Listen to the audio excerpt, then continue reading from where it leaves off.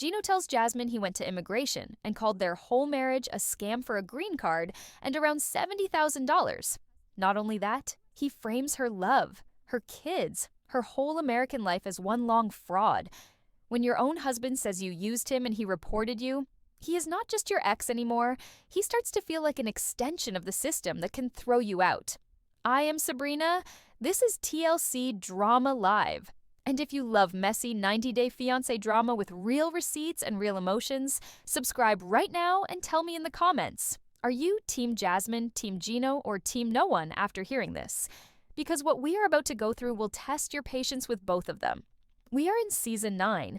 Jasmine is already on her green card, she is pregnant with Matt's baby, and Gino is sitting with a detailed list of every dollar he says he spent on her.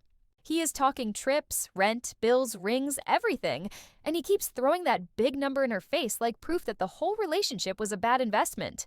On screen, he has said she never intended to be with him.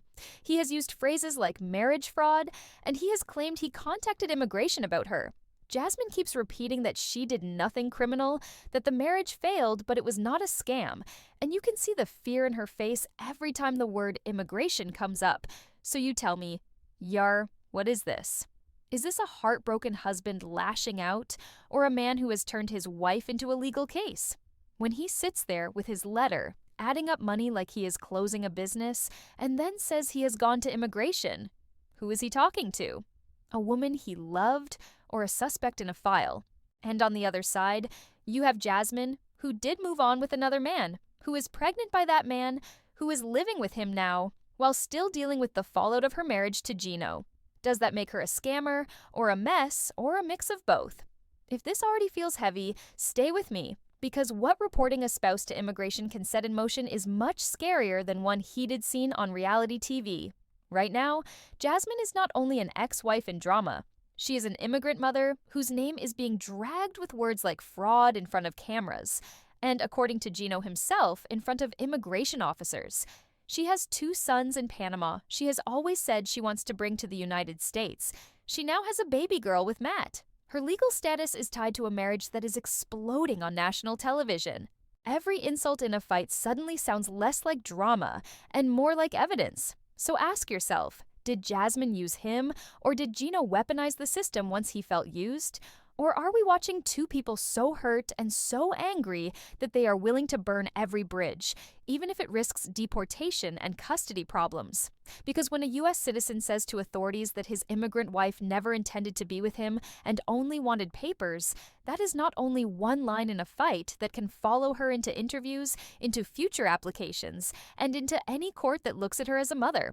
And we are only at the point where he says he called immigration. We have not even gone into what that call can mean for someone in Jasmine's position once the cameras stop rolling and the letters start arriving. Before everything blew up, they were 2 people trying to convince themselves this long-distance fantasy could survive real life. Jasmine met Gino with that mix of fire and charm she is known for, and he arrived in Panama acting like he had finally found the woman who would fill every empty space in his life. When she came to the United States on the K-1 visa, the energy was sweet at first. She tried to fit in, he tried to play the supportive partner, and both of them pretended the culture shock and the money stress were small things they could fix later. But the cracks showed fast. Jasmine kept saying she felt like she left her whole life behind. She left her job, her routine, her kids in Panama, and she stepped into a Michigan winter with no car, no friends, and no independence. She said on camera she felt trapped. She said she depended on him for everything. You could see the frustration in every scene where she asked for a little freedom, and he responded with a spreadsheet in his head. Gino complained over and over that she did not appreciate anything he did. The groceries, the bills, the rent, the travel. He counted every dollar like it was keeping score in the relationship. From her side, the control started early. She complained she was stuck in the house because she could not drive. She wanted her own car so she could build her life in America. Without constantly asking for help, Yar, she looked like a woman who wanted to build her own world, not live inside someone else's. And from his side, Matlab, he felt like he kept giving, and she kept asking. Each argument kept coming back to money and power. Each moment felt less like a romance and more like a contract. You give me this, I give you that. If you are feeling the tension here, stay with me, because this pattern turns darker once fear enters the picture. Once they married, the dynamic hardened. She pushed for her boys to come from Panama. He hesitated, worried about costs. She tried to create a family. He tried to control the budget. She said she felt alone. He said he felt drained. They both clung to the idea that love was enough. But every fight reminded them that visas and money sat between them at every turn. The more she asked for independence, the more he tightened his grip. And at some point, without either of them saying it out loud, the relationship shifted from love to leverage. So, here is the real question. When does a partner's insecurity stop being emotional and start becoming legal strategy? Gino did not walk in with anger. He walked in with paperwork. A full letter, line after line of expenses, adding up to around $70,000. He held it like evidence. He read it out loud like he was presenting a case. Trips, rent, meals, gifts, the ring, the move, everything. Then he said the words that hit harder than the number. He said she used him for a green card. He said the relationship was a mistake. He said she owed him the money back. People.com covered how direct he was, how he treated the marriage like a financial loss instead of something that broke his heart. He did not talk feelings. He talked losses and fraud. Jasmine froze first, then crumbled. You could see the panic rise in her face as she listened. She kept shaking her head, crying, saying she never scammed him, saying she never came here to cheat the system. She repeated over and over that a broken marriage is not fraud. She said she gave her whole life to this, that she fell in love with him, that she left her kids, her career, her country. But the more she talked, the colder he got. He kept repeating the number. He kept saying she never cared. He kept acting like he was reading her charges off a report. Her fear was not only heartbreak, it was something bigger. You could see the moment she realized this was not just a fight. This was her entire story in America, being rewritten in front of her eyes, from wife to suspect, from immigrant partner to someone accused of faking a marriage. She looked like she was fighting to breathe. People.com's recap of that episode said she broke down because she felt like her life was being judged, not only her choices. And that is exactly how it looked. If you think the number was the worst part, wait until you hear what the word fraud can do for an immigrant. For anyone who has never dealt with immigration, fraud is not a casual insult. It is not like calling someone a liar in a relationship. Fraud is one of the most serious accusations you can attach to a marriage. When a U.S. citizen says on record that their spouse deceived them for papers, it does not disappear. It becomes part of the file. Officers see it, interviewers see it, courts see it, future applications can be affected by it. Now add the fact that Jasmine is a mother. She has 2 sons in Panama she hopes to bring to the United States. She now has a baby with Matt.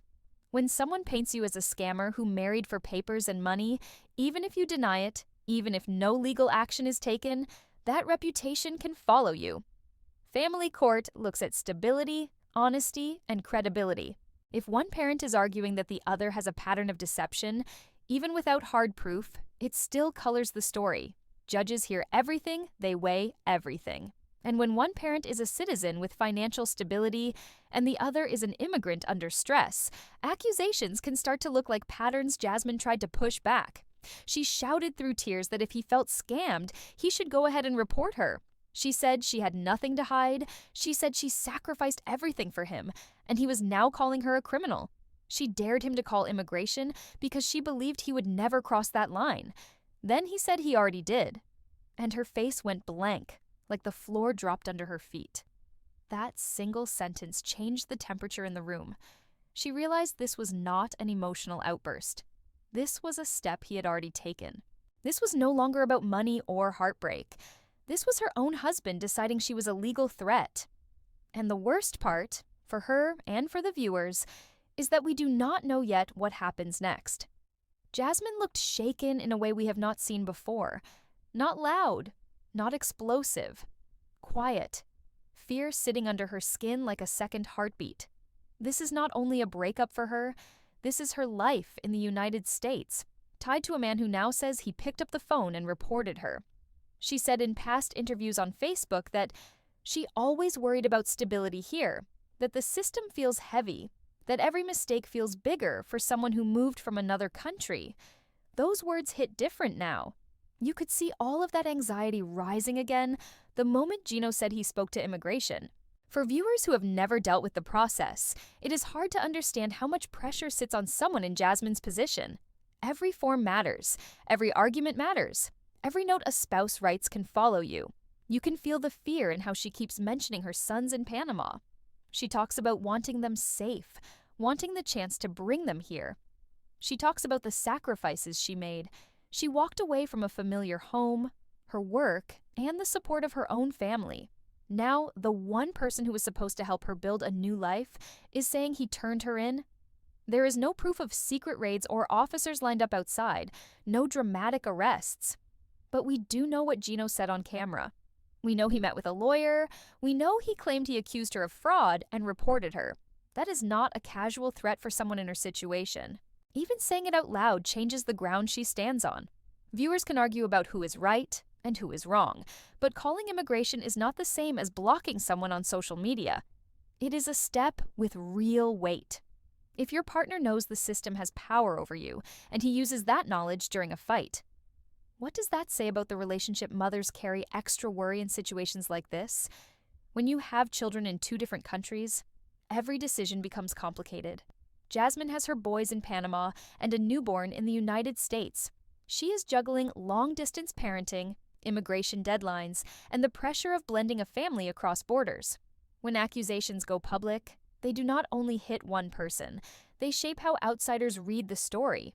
Officials look at stability, they look at consistency, they look at credibility. Even if nothing legal happens, the conversation itself can plant doubt in places that matter. And this is where the fear sinks deeper. A partner who controls the narrative can also shape how others see you. If someone calls you unstable, dramatic, or dishonest, it echoes longer when you are already under a microscope. Jasmine knows this. You can see it in the way she keeps rubbing her face, trying to steady her voice, trying not to fall apart on camera. Because she knows every tear becomes part of the storyline, every outburst becomes a screenshot, every public accusation becomes something she has to answer for. She looked at Gino like she did not recognize him for a moment, like the man who once brought her flowers in Panama was gone, and this new version was standing with documents ready to protect himself first. And that raises a hard question for anyone watching. At what point is someone trying to defend their future? And at what point are they using the state to punish their ex? It sits in the air without an answer. And if you think this is the end of the fear, wait until you hear the next step Gino hints at. Because what comes after immigration talk hits even closer to home. Everything speeds up here because this part of the story moves like gossip flying through a group chat at 2 a.m. 1 minute, Jasmine and Gino are holding their marriage together with thin, emotional tape, and the next, they decide to open the relationship. The rule was supposed to be simple. Explore, be honest, stay connected. But viewers saw how fast that turned into something else. Instead of light flirting or harmless curiosity, Jasmine met Matt and everything shifted. The chemistry was obvious. She kept saying she felt heard, she felt wanted, she felt like she mattered again. For someone who said she felt invisible in her own house, that kind of attention hits hard. And with Matt, she started smiling again. She talked about plans. She talked about a future. She talked about moving to Florida. You could see her leaning into something she was missing with Gino. And then the pregnancy news changed the entire tone of their storyline. It was no longer a messy open marriage. It became a full life pivot. From Gino's side, this was not a flirtation or a phase. This was his wife leaving emotionally, then physically, then forming a whole new life with someone else. And he kept repeating how much he spent on her over the years. Trips, rent, bills, everything he counted and saved receipts for. When he says he feels used, he is not whispering it, he is shouting it into the camera. For him, the pain sits right next to the sense of betrayal. He thought they were building a home. Now he sees her planning a new family in Florida. That kind of hurt makes people choose options they would not consider in calmer moments. On Jasmine's side, the shift looks different. She went from crying in Michigan to building a routine in Florida with someone she says supports her. She posted about feeling safe. She talked about wanting a stable environment for her kids. She talked about wanting to be loved without conditions. And when she describes her time with Matt, she rarely sounds chaotic. She sounds relieved. She sounds like someone who left a sinking ship and found a lifeboat. But mix all of this with the legal pieces, and the situation becomes messy. Open marriages already push couples into emotional unknowns. Add immigration ties, financial dependence, and children in two different countries, and the story becomes something no one can cleanly explain. Each action creates a shadow that follows the next step. Every choice has a weight. Every sentence they say on TV becomes part of the bigger picture. Gino sees her moving states mid-pregnancy with another man. He sees her filing for a different future. In his head, the legal route may feel like the only way to hold on to anything left, but viewers keep asking the same thing. Was this heartbreak pushing him into panic mode, or was it a careful plan to get ahead before Jasmine rebuilt her life in Florida? Some watchers say he is broken, others say he is strategic, and both theories fit depending on where you stand. If a judge looks at this, what picture do they see, a woman in transition or a woman in chaos? A mother searching for stability, or someone starting again from zero? And how much do these shifts matter when the story moves into courtrooms? Gino keeps saying he is scared. Not the kind of fear that comes out as tears, but the kind that twists into numbers. He talks about delaying the divorce because he wanted to save money. He brings up every bill he ever paid. He repeats the amount he spent like it is the only language he trusts anymore. When he sat there going through receipts, it did not sound like a man letting go. It sounded like someone replaying every decision and asking himself where the loss started. He keeps saying he gave everything. He helped her move. He covered expenses. He tried to make the relationship work even after the trust cracked. And in his mind, watching Jasmine start over with Matt was the moment everything he invested turned into a sunk cost. Money anxiety became heartbreak. Heartbreak became control. You can hear it in how he talks. He does not describe memories. He describes transactions. And that shift tells you a lot about what sits underneath his reactions. There is a pattern you see in many relationships where one partner holds the financial power and the immigration sponsorship. The person who pays the bills and signs the visa papers has more stability. The person who depends on those things has less room to make mistakes. It does not mean anyone is bad. It means the structure of the relationship was not equal from the start.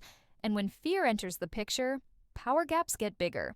When viewers online talk about Jasmine, the comments split. Some say she abandoned her kids by not bringing them sooner. Others point out that the process is expensive and slow. Some say she chased money. Others say she was stuck because she could not earn her own. Every argument reveals how quickly people judge mothers, especially immigrant mothers. There is no middle ground in the debates. Either she is blamed for not having her boys beside her, or she is blamed for trying to build a better foundation. First, Gino sees himself as the stable one here. He has a job, a home, legal standing, and a record of paying the bills. Jasmine's story looks different on paper. A move from Michigan to Florida, a new partner, a pregnancy during an open marriage, public fights, accusations and tears caught on camera. None of these things define her as a parent, but they are pieces that outsiders latch onto. And in situations involving kids, the parent who looks calmer and more consistent often gets the benefit of the doubt. This is where custody becomes a quiet but powerful thread. A U.S. citizen parent has a natural advantage: steady income, stable address, and no immigration complications. The other parent has to prove reliability in a system that does not always give grace. When you add public accusations of fraud to that equation, even if unproven, the emotional weight gets heavier. No one needs a dramatic courtroom scene to understand how perception shapes outcomes. Judges look at patterns. They look at stability. They look at who can provide a predictable environment. Online, the debate keeps growing. Some viewers say Jasmine is reckless. Others say she is surviving and doing her best with the tools she has. Some say Gino is weaponizing the system. Others say he is a man trying not to lose everything. You see more reflection than outrage once people step back and look at how many layers are involved. Nothing here is simple, and nothing here is easy to untangle. So imagine you are the judge. One parent stands with solid income and no immigration issues. The other stands surrounded by accusations, public drama, and a complicated love life. What picture forms in your mind, and how much does fairness depend on what you see first? Reality TV loves emotion, and nobody delivers emotion like Jasmine. The show knows it. The editors know it. The audience definitely knows it. Every season, the camera follows her like she is a walking plot twist, ready to cry, scream, confess, or threaten to pack her bags. And the funny part is, even when she is right, the edit never lets her look calm. She gets the shaky voice, the frantic pacing, the dramatic music. Meanwhile, Gino gets the slow zoom, the quiet tone, the I am trying my best narration. Even when he does something cold, the show hands him the calm, rational frame. When producers choose who looks explosive and who looks collected, the power balance bends. Because viewers believe what the camera repeats, Jasmine becomes the dramatic wife. Gino becomes the steady husband. And then the truth gets flattened into two characters instead of two humans. It changes how fights look. It changes who gets sympathy. It changes how the world sees them long after the episode ends. And let's be honest, the cameras do not help their marriage. When every argument becomes a scene, people start performing instead of resolving. When you know millions will watch your reaction, you either soften it to stay likable, or you push it higher to make your point. You can see both of them doing that. Jasmine throws lines that feel made for TV. Gino waits in silence until the perfect moment to drop a shocking detail. They are not faking the emotions, but they are playing inside a system that rewards impact over calm communication. Online, the audience splits up like a courtroom viewers replay clips of Jasmine shouting and say she is unstable. Others replay clips of Gino reading his $70,000 list and say he is manipulative. When people watch Jasmine admit she slept with Matt or hear her brag about Florida, the comments explode. And when people see Gino pull out documents accusing her of fraud, the narrative shifts again. This is how perception becomes a weapon. Not because anyone says it directly, but because what lives online shapes the reputation that follows them into real life. And the thing about reality TV is simple. The footage never disappears. A meltdown lasts 30 seconds in the moment, but a clip of that meltdown lasts forever. A harsh accusation lasts 5 minutes on screen, but it becomes part of a storyline that people repeat for years. And you can hear it in how they speak now. They are no longer only fighting each other. They are fighting the version of themselves the show created. That is why this stage of the season feels heavier. Jasmine is battling her past episodes. Gino is battling the history he presented. They both want to be seen as the one telling the truth, the one who sacrificed the most, the one who deserves sympathy. And when every scene becomes a receipt that fans pull up later, even the smallest slip turns into a headline. And if you think the episodes were wild, wait until you see how this war exploded at the tell-all and on social media, where both of them stopped holding back and the real fight for control began. Everything slows down here because the noise fades and the human part shows through. Under all the shouting, receipts, pregnancy twists, and legal threats, both Jasmine and Gino keep circling the same emotion: fear. Not fear of each other, but fear of losing the version of love they were holding on to. Jasmine talks about being left, being unchosen, being ignored. Gino talks about being used, being replaced, being taken advantage of. These two are not opposites. They are mirrors reflecting panic back and forth until neither one can breathe. Fear shaped their choices more than anger ever did. When someone has a history of feeling abandoned, every delay feels like rejection. Every cold moment feels like proof that they were right to be scared. When someone has a history of feeling financially exploited, every request feels like a setup. Every argument feels like a warning. And when you combine those fears with a marriage built on immigration paperwork, money transfers, and the pressure of parenting across borders, you get the perfect storm we watched unfold. There is a pattern here that many couples go through. When one partner controls the visa, the other partner loses emotional leverage. When one partner controls the money, the other partner loses independence. None of this means the person in control is evil. It means the structure of the relationship gives one side more security than the other. And once that imbalance becomes part of the emotional foundation, every misunderstanding hits harder. Every threat lands deeper. And once the word fraud enters the conversation, the relationship is no longer a marriage. It becomes a battle over who gets to define the past. Reporting a spouse to immigration is a final step. There is no version of that where reconciliation feels safe after. When someone pulls that trigger, it tells you they reach the point where they trust the system more than they trust you. And the fallout is bigger for the immigrant partner because the state has the power to decide whether they stay in the country. It is not a romantic issue. It is a life issue. Once the state appears in your marriage, your choices shrink and your options narrow. Raising kids in different countries adds another layer. A mother who wants her children safe will always feel stretched thin when half her heart lives somewhere else. Jasmine's story shows that stress clearly.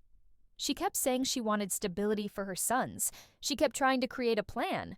But the distance, the cost, and the legal process make it a slow climb. Viewers may critique her choices, and some of those choices look reckless on screen, but you can still recognize how much weight she carries. A mother trying to hold her family together while building a brand new life in a brand new country is always going to look overwhelmed. That is not weakness. That is reality. For viewers, there are takeaways here. If someone controls your visa, learn the process yourself so you are not dependent on their interpretation. If someone controls your wallet, build your own financial safety so arguments don't become negotiations. And if a partner uses legal systems during a fight, step back. That is the line where disagreements turn into threats. Once paperwork is on the table, emotional repair becomes harder. Gino's fear made him reach for structure and control. Jasmine's fear made her reach for affection and escape. Neither reaction is unusual. But when those two survival instincts crash into each other, the relationship becomes a battlefield, and no amount of love, passion, or shared history can fix a foundation built on insecurity. Both of them showed the worst versions of themselves under pressure. Both of them made choices that hurt the other. Both of them acted out of panic, and both of them now live with the consequences. Watching them is not only entertainment, it is a lesson in what happens when love meets paperwork, power gaps, and old wounds that never healed. So ask yourself this. Once their marriage turned into a stack of forms, financial logs, and legal threats, did it ever stand a real chance of surviving? Or was the breakup already written in the fine print? Everything comes full circle here, but not in the way anyone expected when this season began. For months, we watched the tension rise between Jasmine and Gino. Now, we are at the point where the smoke clears a little, and we finally see where everyone ended up.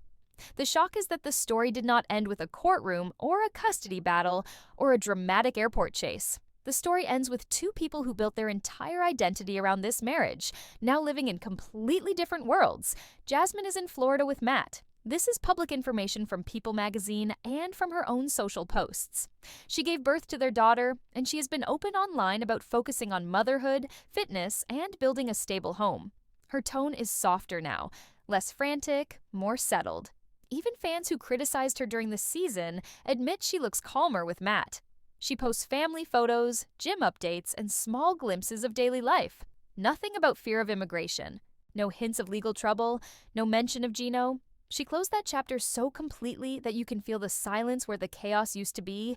Gino is on a different track.